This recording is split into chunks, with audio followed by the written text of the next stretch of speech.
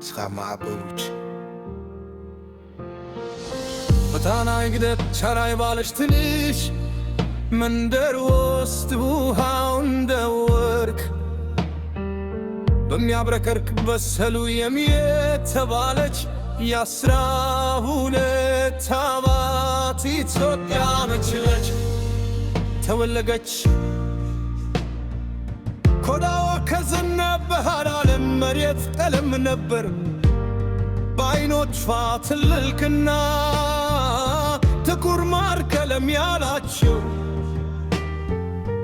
እና የተጠማዘዘ ፀጉሯ በቀለማት ያሰበረ ከሮች ታስሮ ለትውልድ የሚዘልቅ ታሪክ የሚተርኩ ይመስሉ ነበር።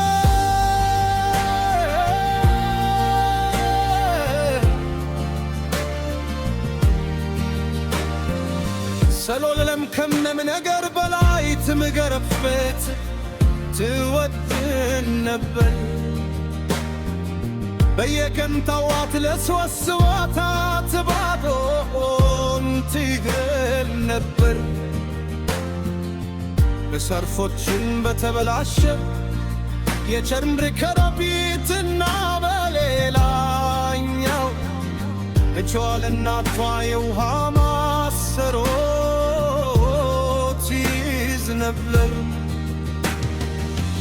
አባቷ ከ2 ዓመት በፊት ሞቶ ነበር። እናቷም ከርጋት እስከ ንጋት ድረስ በማሽላ እርሻዎች ትሰራ ነበር። ልግቶ ወደ ትሎር ተረት ቤት የምታሳልፈው ያንዳንድ በእርሻ ቦታዎች ላይ ከምታደርገው እርዳታ እንደተሰረከባት ታውቃለች። ነገር ግን ካውኩለም ናት ታትሞ የማይደር እርሻ አለም አልወ ትል ነበር።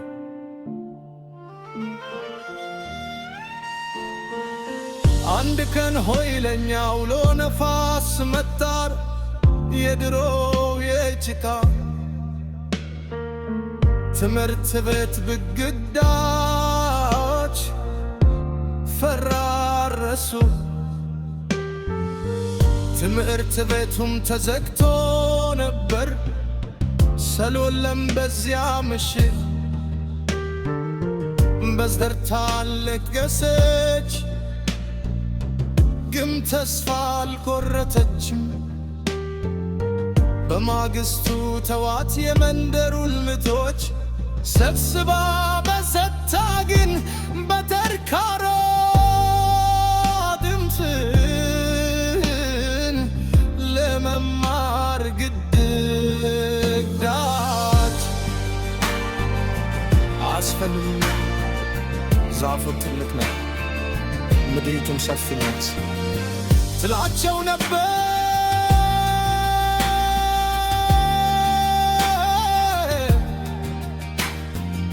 በየቀኑ ማታ ከእርሻ ከተመለሰች በኋላ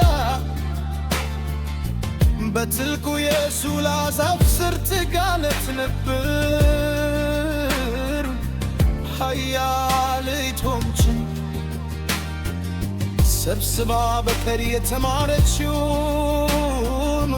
ታስተምራቸዋለች። በዱላ አፈር ላይ በዱላ ተሰፍ ነበር። የሂሳብና የንባብ ክርባና ተሰጥ ነበር። የምቡሳና በስቱልምና የሳባ ሜትስት ታሪኮች ትነግራችሁ ነበር። ላፈርቿን ከሥራ ተሰንጥቀው ደንግተው ነበር።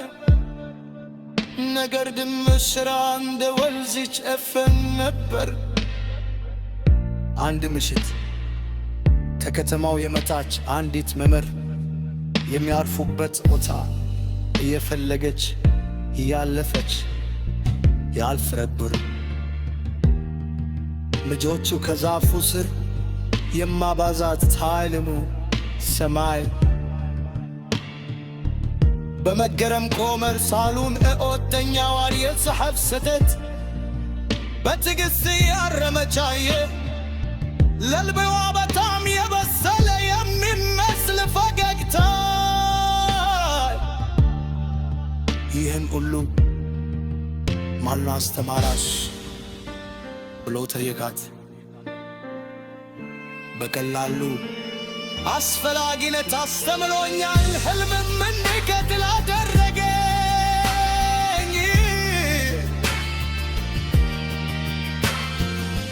ከወራት በቅራ ላስተማሪዋ አዳዲሱ መጻሕፍትን እንኳ ለደኛው እውነተኛው ትምህርት ቤት ለመገልባት አረ ገብታ ተመለሰች። ነገር ግን ሳሎሜም እውነተኛው ክምር በድምታኑ ውስጥ ሳይሆን ከአበባ ያፈራ እንደሚችል በሚያምኑት ልጆች ልብ ውስጥ እንደሆነ ታውቃለች። ዛሬ ሳው በዚያ መንደር ውስጥ ሲያልፉ የሾላ ዛፍ አሁንም ቆሞ ያያሉ እና ከሱ በታች አዳዲስ ትውልዶች ሕልማቸውን መሬት ላይ የተፉን ነው እና በፍሳድፍ ላይ አሁን 17 የሆነችው ሳሎም ሁልጊዜም ስትያል ፈገግታ ያሳይመች አይኖቿ በትናንሽ ልጅ ልብ ውስጥ ባላደገ እንደሚጀኑ በማወቅ ያበራሉ። ተስፋ በትን ተስፋ አስፈልገውም ተስፋ የማይቀር ልብ ያስፈልገው